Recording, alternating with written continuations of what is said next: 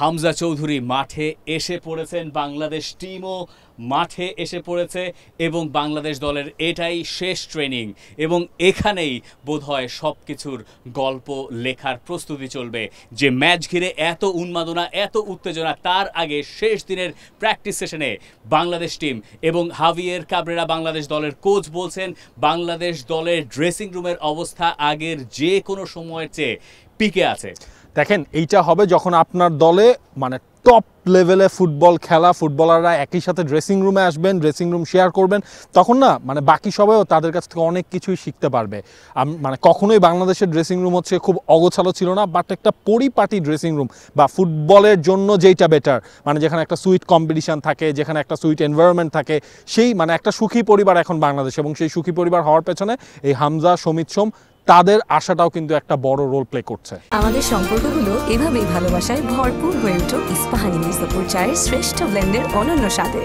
এবং কোচ একেবারে স্পষ্ট করেই বলছেন ট্রেনিং সেশন শুরুর আগে যে হামজা, সৌমিত সোম, ফাহমিদুল এইরকম ফুটবলাররা যখন একটা ড্রেসিং রুমে প্রবেশ করেন তখন সেটা আলটিমেটলি বাকি প্লেয়ারদের ভেতর একটা টোন সেট করে দেয় এবং ওই সেট করা টোনের ওপরেই বাংলাদেশ দল কাজ করতে চাইবে।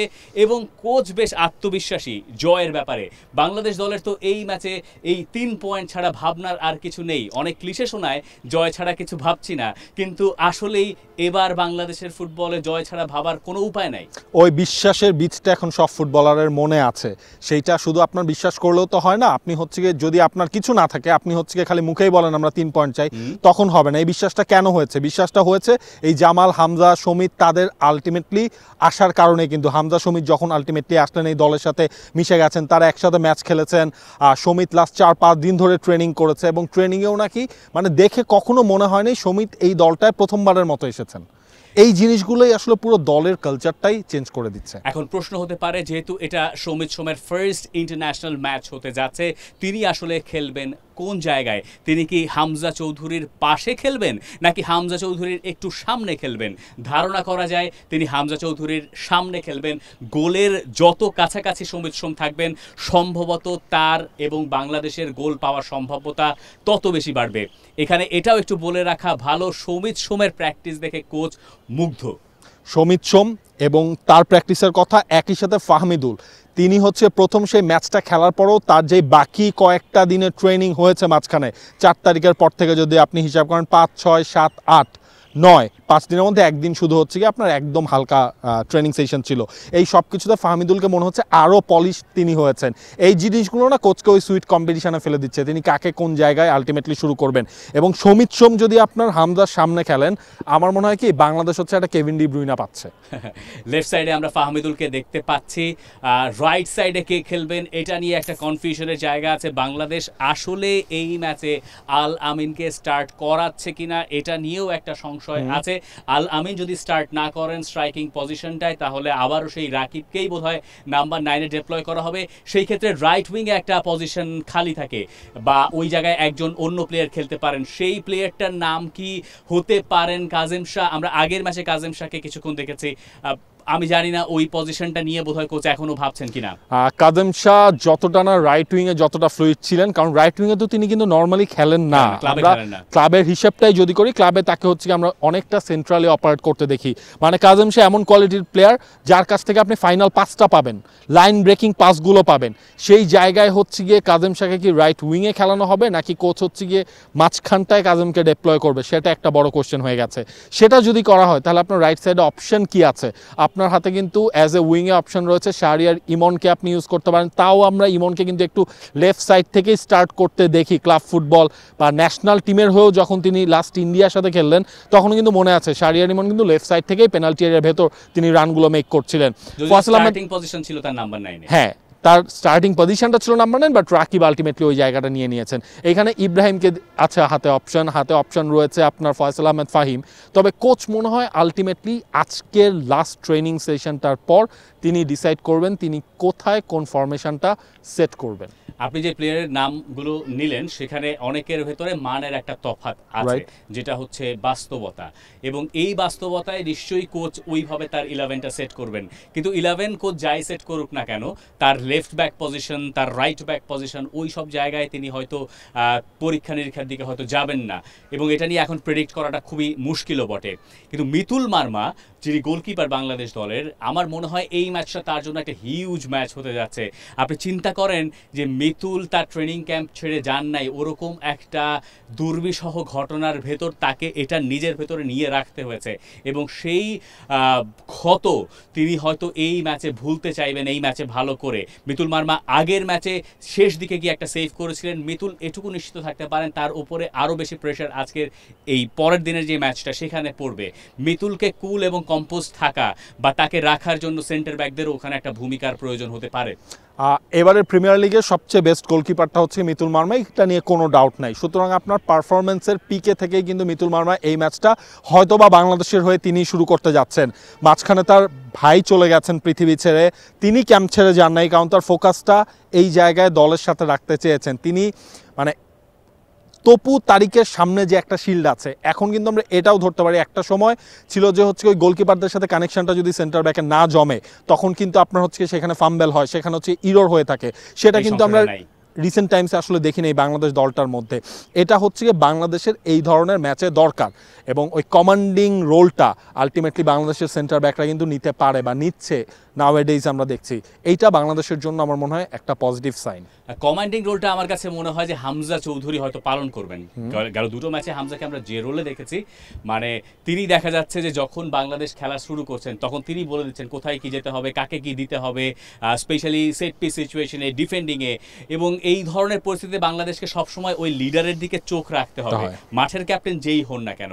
কারণ এই জায়গায় আমরা সিঙ্গাপুরের কাছ থেকে যে ব্যাপারগুলো দেখবো, যে সিঙ্গাপুর যদি খুব দ্রুত তারা অ্যাটাক লঞ্চ করে দেয়, সিঙ্গাপুরের গোলকিপারের পায়ে বল থাকলে তারা দুটো পদ্ধতি অবলম্বন করতে পারে। এক তো হচ্ছে যে আপনার বিল্ড আপ করে অথবা খুব দ্রুত বল দিয়ে ট্রানজিশনে, এই টাইপের ট্রানজিশনে, যেখানে বাংলাদেশ হয়তো চিন্তা করছে তারা অ্যাটাকে আছে, কিন্তু দেখা গেল যে গোলকিপারের কাছে বল যাওয়ার সাথে সাথে গোলকিপার বলটা লঞ্চ করে দিলেন এবং তাদের ফার্স্ট ফরওয়ার্ডরা ওখান থেকে ডিফেন্ডারদেরকে ঝামেলায় ফেলার চেষ্টা করলো। বাংলাদেশকে এই শেপটা অক্ষুণ্ণ রাখতে পারতে হবে, এটা বাংলাদেশের জন্য খুবই গুরুত্বপূর্ণ। এবং বল পায় বাংলাদেশ কেমন করবে। ভুটানের সাথে বাংলাদেশের ডিফেন্স লাইন কিন্তু অনেকটা হাই লাইন ছিল, এই ম্যাচে বাংলাদেশ ওই ভুলটা করবে না। কারণ আপনি এটা মিলিয়ে নেন, যখন গোলকিপার হচ্ছে লং বলটা প্লেস করবে, সেটা যদি আপনার ডিফেন্ডিং লাইনের পেছনে চলে যায়, মানে ওইখানে কিন্তু ইকসান ফান্দির স্পিডও কিন্তু হচ্ছে আলটিমেটলি একটা ভাইটাল রোল প্লে করতে পারে এই ম্যাচে। ডিফেন্স লাইন এতটাও সামনে থাকবে না, দুই সেন্টার ব্যাক যথেষ্ট হচ্ছে গিয়ে ধরেন পেনাল্টি এরিয়ার কয়েক গজ সামনে হচ্ছে নিজেদের পজিশনগুলো তারা ধরে রাখার চেষ্টা করবে। বাংলাদেশও তো বিল্ড আপ ফুটবলটা খেলে, বাংলাদেশও তো বল পায়ে নিয়ে খেলে। এই ম্যাচে ওই টক্করগুলো আলটিমেটলি জমবে। দুইটা দলের প্লেয়িং স্টাইল আপনি ধরতে পারেন অনেকটাই কিন্তু সিমিলার। এখন দেখার বিষয় যে বাংলাদেশ যখন বলটা পায়ে পাচ্ছে তখন আসলে বাংলাদেশ কি করে বা কি আসলে করতে চায়। আগে তো কখনো সমিত সোমার, হামজা চৌধুরী একসঙ্গে খেলেন নাই, এটা তাদের প্রথমবারের মতো খেলা হতে যাচ্ছে, প্রথমবারের মতো ইন্টারন্যাশনাল ম্যাচ। তো এই ধরনের কম্বিনেশন মেলানো অনেক সময় জটিল হয়ে যেতে পারে, কিন্তু একটা কথা বলা হয় যে ভালো ফুটবলাররা সাধারণত ভালো ফুটবলারদের সঙ্গে ভালোই মানিয়ে নিতে পারেন। এখন তারা যদি মানিয়ে নেন, তাদের সঙ্গে বাকিরা আসলে কি করে মানিয়ে নিতে পারছেন। এবং এখানে আপনি নিশ্চিত থাকেন যে এই যে হামজা, ফাহমিদুল, সমিত সোমবাদে বা তারিক কাজী, তারা বাদে যারা আছেন তাদের উপর একটা অ্যাডেড রেসপন্সিবিলিটি আছে। এইটা তারা টের পাচ্ছেন কিনা, এই ম্যাচের আমেজ তারা বুঝতে পারছেন কিনা, তারা ওই পাল্লা দিয়ে নিজেদের পারফরমেন্স লেভেলটা আপ করতে পারছেন কিনা। আলটিমেটলি গেমটা 11 ভার্সেস 11, এবং তখন আপনি যদি আপনার সেরাটাও ছাড়িয়ে যেতে না পারেন এই ধরনের ম্যাচের উত্তাপ বলা ম্যাচে, তাহলে আপনার দিন শেষে কোয়েশ্চেন রেইজ করবে, এটাই খুব স্বাভাবিক।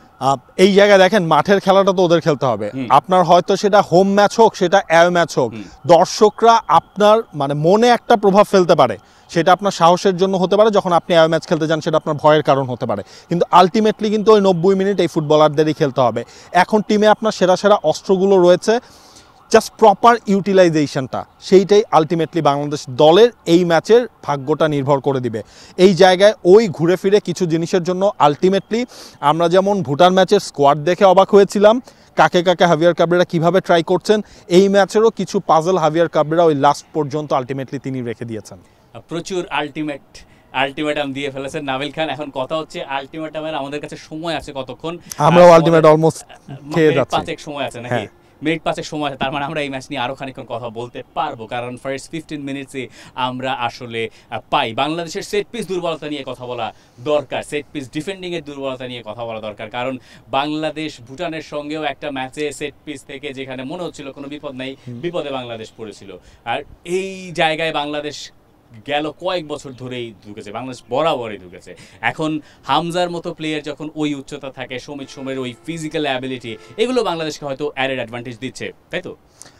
সেট পিস ডিফেন্ডিং এবং সেট পিস অ্যাটাকিং এই দুইটা জায়গায় এখন হামজা বাংলাদেশ দলে এসে যোগ দিয়েছে। আপনি হামজাকে কিন্তু হচ্ছে সেট পিস আপনি যখন করতে যাচ্ছেন গোল স্কোরিং অপরচুনিটি, তখন আপনি হামজা চৌধুরীকে আপনার 6 ইয়ার্ড বক্সে আপনি পাচ্ছেন।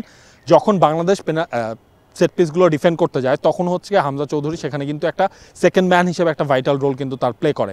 এই জিনিসটা সিঙ্গাপুরও তারা হচ্ছে মার্ক করেছে। এখন তপু, তারিক কাজী এই দুইজনের মধ্যে একজনকে নর্মালি আমরা দেখি, দুইজনকে কিন্তু একসাথে কখনই আসলে খুব কম দেখা যায় যে তারা সেট পিস যখন অ্যাটাকিং সেট পিসগুলো থাকে তখন ওই জায়গাটায় যায়। এখন অ্যাটাকিং সেট পিস বাংলাদেশের ক্ষেত্রে আপনার মূল অস্ত্র কিন্তু হয় তপু, নাইলে হচ্ছে হামজা চৌধুরী। ফার্স্ট বল রানে সেটা হবে। সেকেন্ড বলগুলোতে যদি মোরসালিন তখন থাকে বা সোহেল রানা থাকে, তখন তারা থাকে বাংলাদেশের টার্গেট ম্যান। এই জিনিসগুলো নিয়ে ডেভিড আরও কাজ করে যাচ্ছেন। তবে একটা জিনিস সিঙ্গাপুরের মানে শুরুর দিকটাতেই আলটিমেটলি আপনি ধরতে পারবেন, আবারও আলটিমেট কথাটা বলে ফেললাম, যে সিঙ্গাপুরের মানে কোন ধরনের ফুটবলটা তারা খেলতে চায়। তারা কি শুরু থেকেই আপনার অ্যাটাকিং ইনস্টিং ধরে শুরু করবে, নাকি হচ্ছে একটু রয়ে শোয়ে শুরু করবে? এইটা ম্যাচটা শুরু হলে আমরা হয়তো বলতে পারবো, কিন্তু আলটিমেটলি আমার মনে হয় বাংলাদেশের এই ম্যাচের পার্থক্য গড়ার জায়গা হচ্ছেন সমিত সোম। বলতে পারেন যে প্রথম ম্যাচ বলে আপনি বলে দিলেন, তার ফার্স্ট ম্যাচ বা কিছু, কিন্তু আমার গাট ফিলিং বলছে যে সমিত সোম এই ম্যাচে এই ওয়েদারের সঙ্গে যদি একটু মানিয়ে নিতে তার কোনো সমস্যা না, মানে আমাদেরই কিন্তু অবস্থা খারাপ হয়ে যাচ্ছে, মানে পুরোপুরি আপনারও হালকা হালকা খারাপ হচ্ছে। যাই হোক, তো ওইখানে আমার কাছে মনে হয় যে আসল খেলাটা বাংলাদেশের তার ক্রিয়েটিভিটি এবং সামনে আরেকজন ফিনিশিং টাচটা খুঁজে পাচ্ছেন কিনা। ফাহমিদুলের কথা কোচ বলছেন যে ফাহমিদুল যে ম্যাচুরিটির পরিচয় দিচ্ছেন দলের সঙ্গে থেকে থেকে, এইটা তাকে মুগ্ধ করছে। এবং ফাহমিদুলের দিস ইজ দ্য গেম, যদিও ফাহমিদুল একদম ইয়াং ফুটবলার, তার কাছে কোনোভাবেই আমাদের প্রত্যাশার চাপ চাপানোর কোনো রাইটস নাই, কোনো রাইটসই নাই। এই ম্যাচে তার গতি অনেক কিছুর ওপর নির্ভর করছে। বাংলাদেশের ফুলব্যাকরা তাদের স্টার্টিং পজিশন কই, আপনি নিশ্চিত থাকেন বাংলাদেশের ফুলব্যাকদের যাওয়ার আসার ওপরে থাকতে হবে। এই ম্যাচ আমি দেখছি ইটস এ বাস্কেটবল গেম হওয়ার একটা ভালো সম্ভাবনা আছে। বাংলাদেশ যদি হচ্ছে ধরেন লেফট ব্যাকে আমরা ধরে নেই, যদি সাদউদ্দিন খেলে, সাদের সাথে ফাহমিদুলের ওই কেমিস্ট্রিটা এই ম্যাচে বাংলাদেশের অনেক কিছু ডিপেন্ড করছে। এবং আলটিমেট যদি হচ্ছে রাকিব পেনাল্টি এরিয়ার ভেতরেই থাকেন, তার মেইন কাজটাই যদি হয় গোল স্কোরিংয়ের ফাইনাল ফিনিশিংগুলো করে দেওয়ার, এই জায়গায় ভাইটাল রোলগুলো এই ক্রসিংটাই করে ফেলবে। সেটা সিঙ্গাপুরের ক্ষেত্রেও, সিঙ্গাপুর কিন্তু প্রচুর ক্রস জেনারেট করে, যেটা আমরা কয়েকটা কন্টেন্টে বলছি। আবারও বলছি, বাংলাদেশের ডিফেন্ডারদের জন্য এই সিঙ্গাপুরের ক্রসগুলো আটকানো হবে সবচেয়ে বড় চ্যালেঞ্জ। এবং আরেকটা চ্যালেঞ্জ বাংলাদেশ নিতে পারে, বাংলাদেশের গোল করা, মানে গোল করাটা এই দুই দলের জন্যই চ্যালেঞ্জ। কিন্তু এই দুই দলের পজিটিভ একটা ব্যাপার হচ্ছে যে এই ম্যাচ খেলতে আসার আগে তারা ওই গোলের গেরোটা খুলে এসছে। বাংলাদেশ 2টো করেছে আর অন্যদিকে সিঙ্গাপুর করেছে 3টা, খেয়েছে 1টা, মিলেমিশে ব্যাপারটা 2-2 রয়ে গেছে। এই দুই দলের ফারাক এখন আহামরি নাই, বিশেষ করে বাংলাদেশের এই ফুটবলাররা আসার পরে। তো সেই ফারাক যখন কম থাকে, বাংলাদেশের আরও কিছু সিচুয়েশনে মনে হয় কোচকে একটা বিরাট বড় পরীক্ষা দিতে হবে। পরীক্ষাটা হবে এরকম যে তিনি যখন সেকেন্ড হাফে লেটসে ম্যাচের অবস্থা বুঝে তাকে ওই সাবগুলো মেক করা এবং ম্যাচের অবস্থা বুঝে ম্যাচ কন্ট্রোল করা। বাংলাদেশ এইরকম পরিস্থিতিতে কমই পড়েছে যখন বাংলাদেশের 16 কোটি মানুষ বলেছে তোমাকে এই ম্যাচ জিততে হবে। এই খড়গ মাথায় নিয়ে, যেটা বোধহয় খড়গ বলে তাই না, আমি বোধহয় এই ব্যাপারটা ভুল করি বারবার, সেটা মাথায় নিয়ে বা এই বাধ্যবাধকতা মাথায় নিয়ে এই সহজ বাংলা ব্যবহার করি, কোচের জন্য এটা একটা অ্যাডেড প্রেশার। হাভিয়ার কাবরেরার সাথে যখন কথা হচ্ছিল তখন হচ্ছে গত কয়েকদিন ধরেই যেটা বুঝতে পেরেছি, তার এই শর্ট টাইম মিনস 3-3.5 বছরের মধ্যে, শুধু তার এই শর্ট টাইম না, আপনি হচ্ছে গিয়ে গেল 1 দশকের কথাই চিন্তা করেন, যখন সাংবাদিকতাও করেন নাই, তখন আজ ফ্যান হিসেবেও চিন্তা করেন, এত হাই প্রেশারের ম্যাচ কিন্তু আসে নাই। বাংলাদেশে কোনো কোচ পান নাই। এই যে আপনার এত ক্রাউডের টিকেট নিয়ে অবস্থা, সব জায়গায় হচ্ছে গিয়ে বাংলাদেশ ফুটবলের আলোচনা হচ্ছে এখন, এটা কিন্তু দিন শেষে ফুটবলারদের জন্য একটা মানে এটা হবেই। ধরেন আপনার কঠিন পরীক্ষায় নামার আগে আপনি হচ্ছে ওই পরীক্ষার চিন্তাটা আপনার মাথার মধ্যে আসবে, এটা খুব স্বাভাবিক। এটা একটা ব্যাক অফ দ্য মাইন্ড একটা প্রেশার হয়ে যায়। এইখানে ওই ফুটবলারদের ওই এনজয়মেন্টের জিনিসটা আনতে হবে। আমরা ট্রেনিংয়ে যতটুকু যা দেখেছি বা শুনেছি, ফুটবলাররা এনজয় করতে চায় প্রতিটা মোমেন্ট। তো ওই এনজয়মেন্টটাই বাংলাদেশের খেলাটা বদলে দিতে পারে। সেটাই, মানে বাতুল কোনো প্রেশার মাথায় নিয়ে হবেই কি, দিন শেষে ইটস আ ফুটবল ম্যাচ, এবং এই ম্যাচ থেকে আপনি হয় জিতবেন, নয় হারবেন, নয় ড্র হবে।